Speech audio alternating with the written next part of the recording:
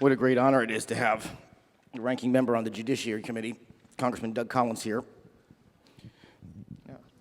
And what an interesting time it must be to be a House member in the House of Representatives. What are the responsibilities, just as an opener, generally for the Judiciary Committee? Well, the Judiciary Committee, when it's actually functioning as it should, which hasn't happened in the last 9 months under Chairman Nadler, is really one of the largest of the spectrum of jurisdiction in the House. It has everything from, of course, the courts and the judicial system.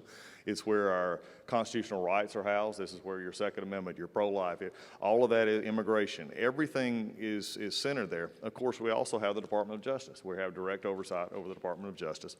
So it's just a vast expanse of things, and also things that we're actually getting into where I've put a lot of work into over the last few years, which I wish we could get back to, is the economy in the areas of privacy and the areas of our data collection, those kind of things that we've worked on, that is the intellectual property aspects of our next big move in our economy. So these are things that we could be working on. Instead, we have a chairman who has abandoned all function of reality because they hate the president so bad. Yes, they certainly have decided that they're going to do this impeachment thing, and as everybody here knows, there was no vote. Congressman Collins did not get a chance to vote on whether this inquiry should be had at all. Do you think that there will be a chance for you to vote eventually? When do you foresee an opportunity to make your voice heard and to represent your constituents on this issue? Well, let's first off, because I've actually started seeing some Democrats now starting to, because we started this fairness issue really about a month ago. And we've been doing it for 9 months in the committee. I've had to deal with the chairman of the Judiciary Committee, who has absolutely abandoned his responsibility. And if you've noticed him in the last 9 months, in our committee, we've had faux hearings, we've had impeachment, we said wait on Mueller. All this is just fomented in our committee and come to nothing at the end of the day, because number one, I made it a commitment a long time ago that I was not going to give Chairman Nadler an easy breath if he was going to continue this kind of path that he was on. And so what has happened is they figured out that nothing worked. They couldn't get at the president. They didn't find anything that they could, quote, sell impeachment on after they tried and they tried and they tried. So what they did is a few weeks ago, they took it away from when the issue of the Ukraine call came up. Let me just also be very clear to anybody here. If anybody who thinks this is about the Ukrainian call believes that this impeachment is about the Ukrainian call, I got some news for you. You're wrong. This has nothing to do with the Ukrainian call. It has everything to do with the election in November of 2016 and people crying in Brooklyn, okay? This is what, all right. They lost an election and they haven't got over it yet. And I think that's the part that we have to deal with. So what we pointed out is a fairness issue. And this is not, and I know some Democrats recently were saying, well, Collins doesn't know what he's talking about. It's about process of fairness. This is an indictment, not a jury trial. But impeachment, remember, is not necessarily about a specific crime. It says high crimes and misdemeanors in the Constitution, but the issue is it's a political issue. Impeachment is always drilled around a political aspect of this. And so what can happen is they can sort of decide what those high crimes, those misdemeanors, whatever they want to make it decide. And the issue that we're having right now is, in the impeachment issue of Clinton back in the late 90s and also of Nixon in the 70s, when you actually go through the formality of an impeachment inquiry, and this is why this matters, is that at that point we become a judicial proceeding. And that means that we can go to court, that we can have standing that we normally don't have. And it gets blown over sometimes, and especially by those who are just rushing to judgment of this president. Because when we started the Clinton issue, started the Nixon impeachment issues, at that point, both sides, it became a fairness issue. It became an issue of you may like the president, you may not like the president, but there's going to be processes in how to do this. So we had 900 pages of procedure on how to handle. So for Chairman Nadler about a month and a half ago to say that we're going to change 3 rules that were already existing rules in the committee to say this is our impeachment inquiry, that was a joke. Okay, it was nothing. So for folks like Lucy McBath who says, oh, I voted for changing the Judiciary Committee hearing, so I'm in favor of impeachment inquiry. No, it's time for Ms. Bath to decide which side does she stand on. Is she for or against impeachment inquiry, impeachment, and let her constituents in the 6th District know it. Because right now, she's hiding. And we need to point this out. So this is really where we need to get back in. How are we going to do it? I think the Speaker Pelosi is in a bind because she took it away from the chairman. She put it with Adam Schiff so he could go behind closed doors, leak out what information he wanted to leak out. I've said it before. I think he would have a hard time spelling truth, much less telling it. And, this is the problem. So they can go behind closed doors, only leak out what they want. Last week, they didn't even let the transcripts come out. from the Volcker interview and others, because I know folks who were in the room and said, look, he basically debunked most of what was in here. So that's why I think they're going to possibly get there, but the reason they don't want to get there is, number one, they have to put their members online to vote for it, and number two, they would have to then commit to procedures that said this is a fair process before they could ever get it to the floor and vote it to the Senate. Let me run something by you that I think is on a lot of activists' minds as they watch all of this unfold. Generally, conservatives believe in the rule of law, believe in the application of law, believe in precedent, believe in examining how these things have worked in the past. Does it meet a certain bar by a legal standard? And it's clear that the other team is playing by a whole different set of rules. Are we naturally handicapping ourselves? What is the appropriate way to sort of counter that, given that it feels sometimes like we're fighting with one hand tied behind our back? Well, and it is. And when you're dealing with an institution, and I hear this all the time, you're dealing with an institution such as the House, where rules can change, where the precedents can be, well, look, I'll show you an example of how precedents change. A few months ago, if you were watching, Speaker Pelosi came down and thought that she could say anything she wanted to about the president. I quickly reminded her she could not and had her words taken down. But here's what happened. The parliamentarians agreed with me that she shouldn't have said what she said. You cannot say that about the president. She was wrong. But she had all of her members come down and take away the punishment. It's about like, if you would, a parent scenario where the mom says you did wrong and dad comes in and says, well, that's okay, but we're not going to punish them. That's what the Democratic Party is so focused on right now, is because they cannot stand this president, they cannot give him a victory, and they're so blinded by what they're doing that they run over precedent law. I will say this, don't give in to the temptation. We can't become and say, this is what, and fight the way. Because I believe what you can do is fight like I've done for the last 9 months in Judiciary Committee, is every time they told a lie, you tell the truth. Every time they come up with something crazy, you come back at them. Every time they want to make it a faux impression to the American people what's happening, you call it out for what it is, and you scream at the loudest you top of your lungs. And folks, it worked. 9 months of this, they have completely, basically sidelined the Judiciary Committee because Speaker Pelosi says, I'm not getting what I want to out of the committee that I'm supposed to get it out of, because they had to go through Doug Collins, and I don't want to do it anymore. Excellent work. So let me ask you for your opinion. Who is really in charge of the Democrat Party at this moment? It sure isn't Speaker Pelosi. Yes. She's protecting her folks who won in Trump districts by not allowing the vote. There's a working theory that the squad is really running it. Other folks think that it's the media who's actually leading the Democrat Party by protecting them and allowing them to do blind quotes and get out their message in a way that Republicans are just not able to. Who's in charge over there? Well, I think if it was a conference table, that all three of those would have a seat at the table. But Speaker Pelosi, look, make no doubt about it. Whether we agree with or disagree with her, she is ultimately in charge. And if you don't believe that, just look at some of the things that they have done. She behind the scenes still runs what happens and has no problem pulling those strings. I don't think she would have started her, quote, impeachment inquiry the way she worded it if she wasn't at a certain point in time ready to put her members on the floor and force them to vote for something. Now, they'll have 18 golden tickets. Okay, they only need 218 to pass it. They have 18 in their majority, so there'll be 18 people out there searching for that golden ticket saying, please let me vote no, please let me vote no. And they'll do it. Look, I will just say this. They're much better at that than we are.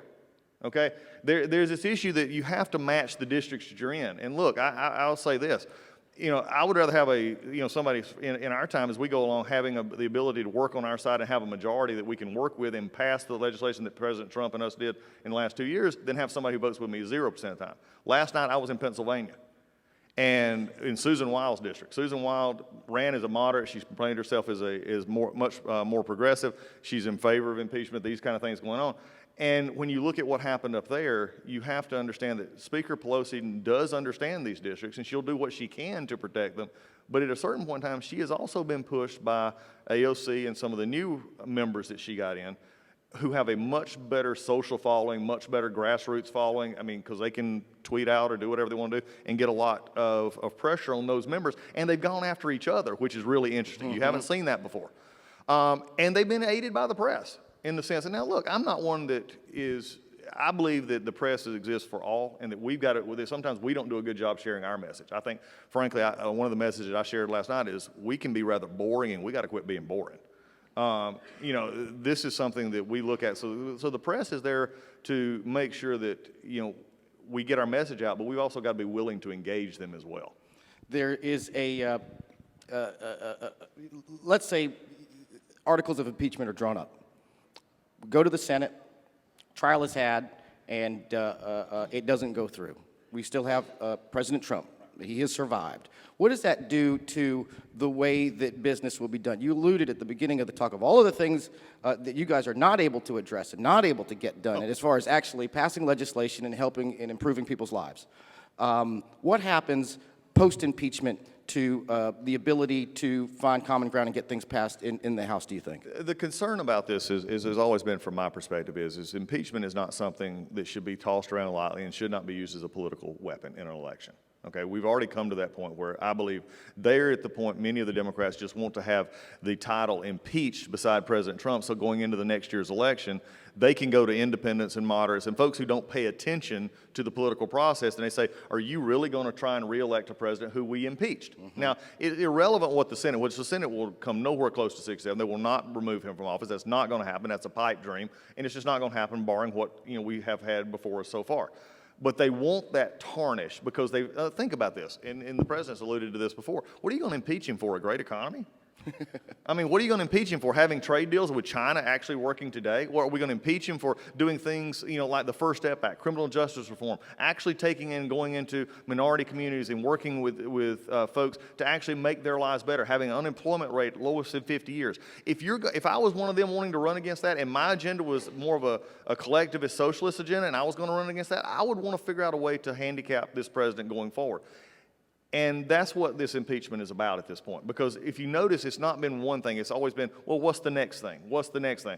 And you're obstructing this. And so I think when we've got to look at this is what happens afterwards, I think, is more political than anything else. But let me also, as I just said about some of these other issues, make it very clear. The Democrats have no desire to solve your problem. I don't care what your problem is.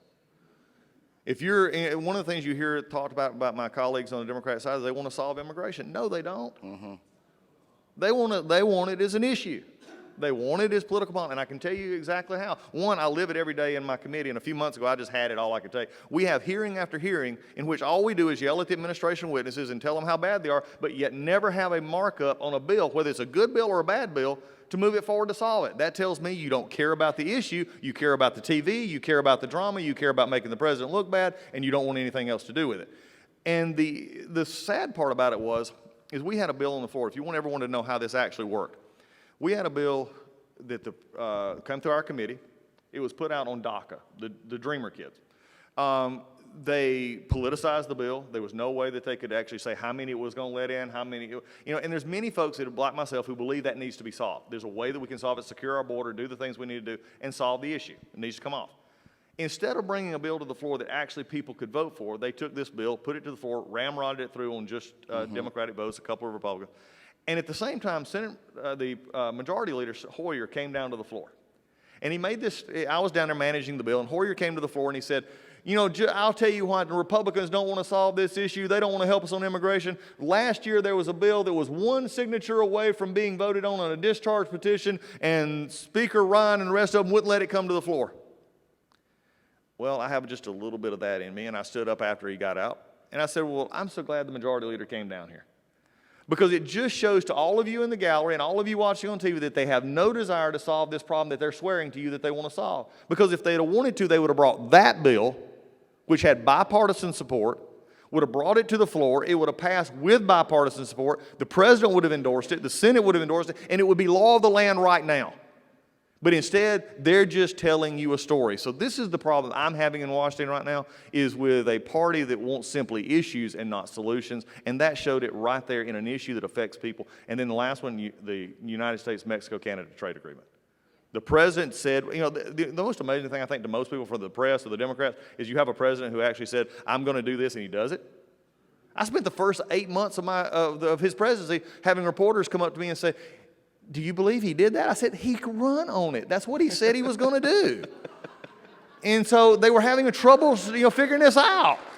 So, So he did that. We did tax reform. We did the other things. So I think that's the trade agreement. He said, I'm going to get rid of NAFTA. He said it was a terrible deal. He's going to get out. He now has a deal that actually works. 160,000 new jobs basically overnight out of the trade agreement, and we can't get Ms. Pelosi to bring it to the floor. Let me ask who she's more concerned about, votes or America? She's more concerned about votes. Wow. And there's this distinct impression that everything has come to a grinding halt, as Congressman Collins is pointing out, when it comes to issues of legislation.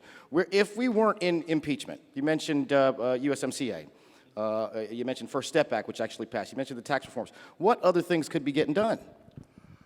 Take impeachment out of it, right? And let's say Democrats were not as vociferously opposed to everything reflexively coming out of this administration. Where are those areas for common ground potentially? Oh, there's plenty of common ground areas, and I think this is the area. Look, I have no problem with actual discourse, call it civility, call it discourse. That's why we're there. And our country was founded not by a bunch of guys and gals who got in a room and said, oh, everybody gets along, let's just form something. No, they got in there and they fought. They fought over the amendments. They fought over how we set up. They fought over how the small states were going to be represented with the large states. There were compromises to be made, but nobody backed up, but they found ways to get it done. The problem we're having today, you say, what could we do? Anything. I mean, it's wide open. Now, I understand something, and this is something most people forget.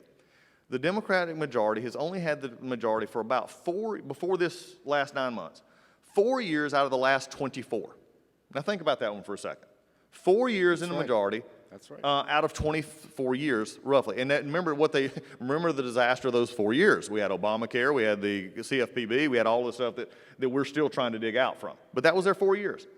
So then they spent 8 years away again, and now they come back. I don't mind the first 2 or 3 months you're going to pass bills that are blatantly partisan. Okay, that's just, Republicans do it, Democrats do it. That's just what you do because you campaigned, this is what we want to do. Mm-hmm.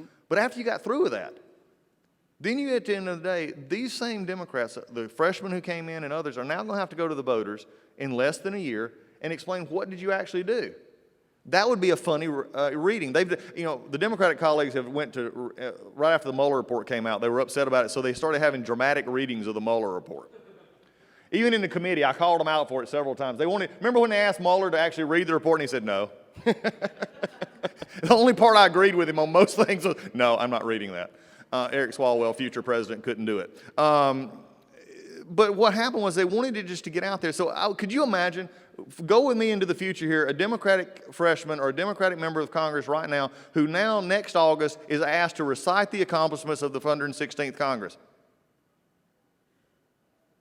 I don't have any. They don't have anything because they refuse to actually do and dig the work. So let's go back to trade.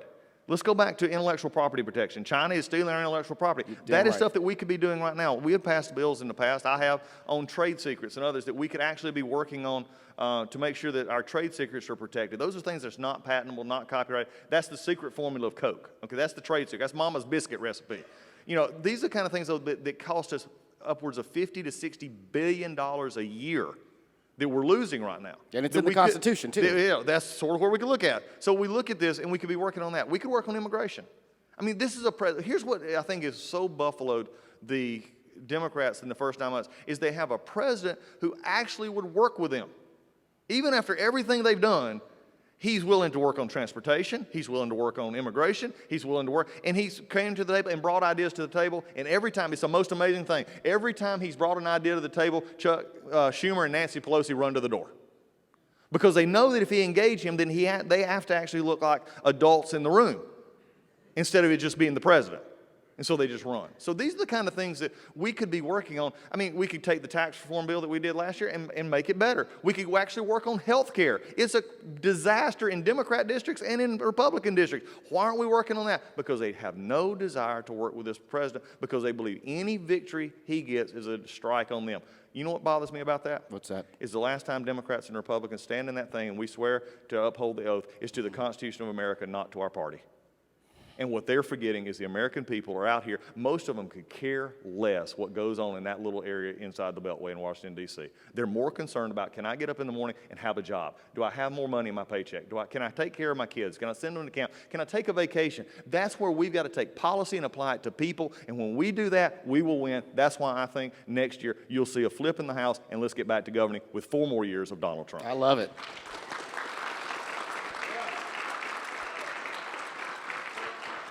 We had, Matt Schlapp and I host a radio show, and you've joined us on the radio show in the past, and we're grateful to have you on. Love to have you on again. We had your colleague, Congressman Heiss, who was just up here, and a state delegation colleague, right after the 2018 midterms.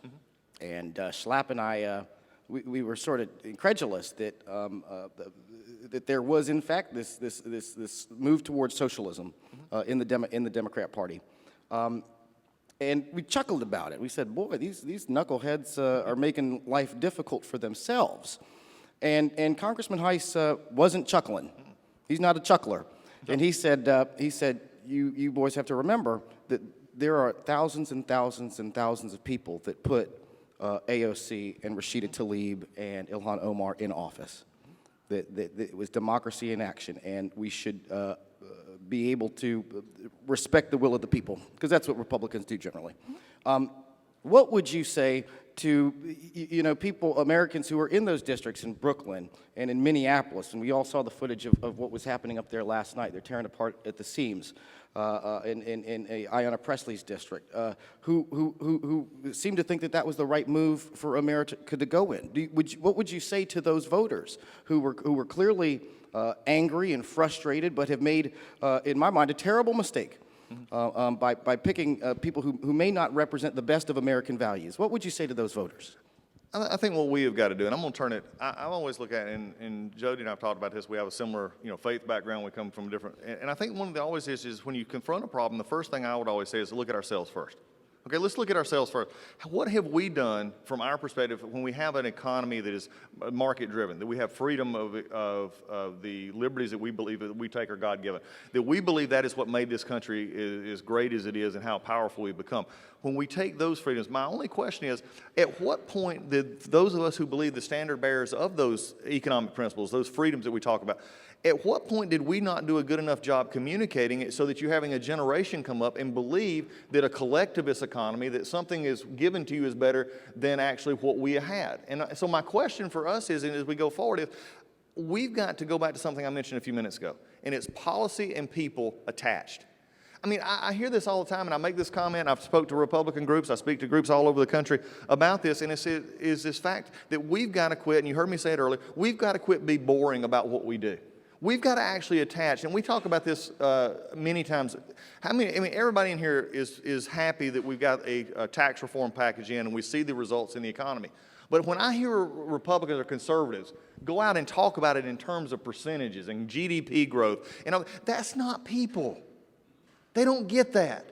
And I had a business up in, and the way I describe it is this, was a great piece of that tax reform bill that says allows you to depreciate in the same year large capital expenses. If you're a business owner here and who buys equipment, that's one of the best things you could do, because you can buy your equipment, depreciate it out in 1 year.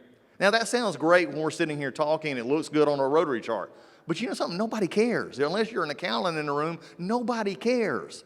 What they do care about is, like a business owner told me one time, he said, this piece of machinery right here, Doug, it's great. I appreciate us letting I'm glad the Tax Act let us buy this. But he pointed over to 3 workers, and he said, Jim, Susie, and Bob over here now have full-time jobs because of what happened in the tax bill. I'm tired of us not going to the very people we're helping, and we talk over their heads while we let the Democrats have the emotional argument. We've got to get better. That's how you win it. That's how you go at it. And we've also got to understand something, too, is that the conservative movement is a big tent. We always talk about that, but we also got to live it. This is something right now. Democrats are really good. President talked about this the other day, about how they stick together. And he's right. And he talks to us. And I've talked to him. He said, Doug, why don't y'all stick together? I said, Mr. President, we're Republicans, we're independent thinkers. He said, that's stupid. And he was being facetious about that. But he said, look, you got to stick together. He said, because when we get the people together, look what we did with tax reform. Look what we did with some of these other things, the First Step Act. Look at these other things with criminal justice reform that promote conservative values. I use the example all the time. Carlos Covella was from Miami, one of our representatives, and he got beat by McCarcel Powell, who's now on my committee, which is, look, Carlos and I probably voted together 80% of the time. You know how many times his Democrat replacement and I vote together? 0. Let's do the math, folks. I'd rather have 80 than 0. And we've got to get behind folks once they get into this thing. So that's how the conservative movement moves forward. We move forward, as Bill Buckley said, we move forward with the best conservative ideas, but we've divorced passion from conservatism. It's time conservatism and passion come back together and remember why we're conservative, and that's the people that we serve. And let me ask just one follow-up question to that. Just because your opinion here, I think, matters a great deal, especially in your leadership position on the Judiciary Committee as ranking member.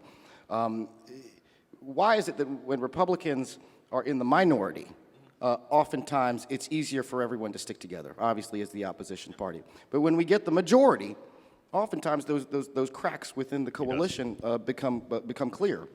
Where you do have the wonky types going out there and thinking that, well, we're going to do 4% growth and we're going to convince people that they're changing their lives with all this high-minded talk that nobody understands. How's it going to be different in 2020 when we get that majority back? Well, I think the biggest issue is now you have some people who've actually experienced the minority. Okay, if you have ever experienced the minority and had to say Speaker Pelosi or Chairman Nadler, you understand. I don't want to do this again. Okay. But the other issue here is this, though.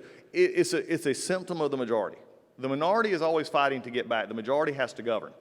This is a key that we forget sometimes. The majority has to govern at the end of the day because they have the 218 votes. And what you're seeing right now in the Democrats, they're having trouble. They have had to pull bills from the floor because they couldn't satisfy enough to get 218 votes. I think what we've got to do is we coalesce around the things that got us there. When you go back in, and as the president said, we work on our transportation issues, we work on health care, we do those things, and we come together after being 2 years in a minority where we actually had members of our, and this is sad to say, but the first few months of the new Congress, we had some of our members actually still believe they were in the majority.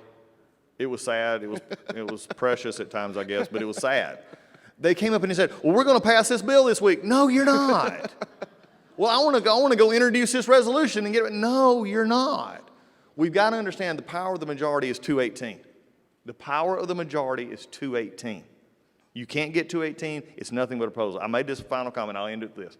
We were on the floor the other day. The Democrats put up another one of their, it was Hank Johnson's bill on arbitration. By the way, if you didn't realize this, the Democrats just passed out of the House a bill that does away with every arbitration. So if you're a business owner here who have arbitration clauses, they want to do away with that completely.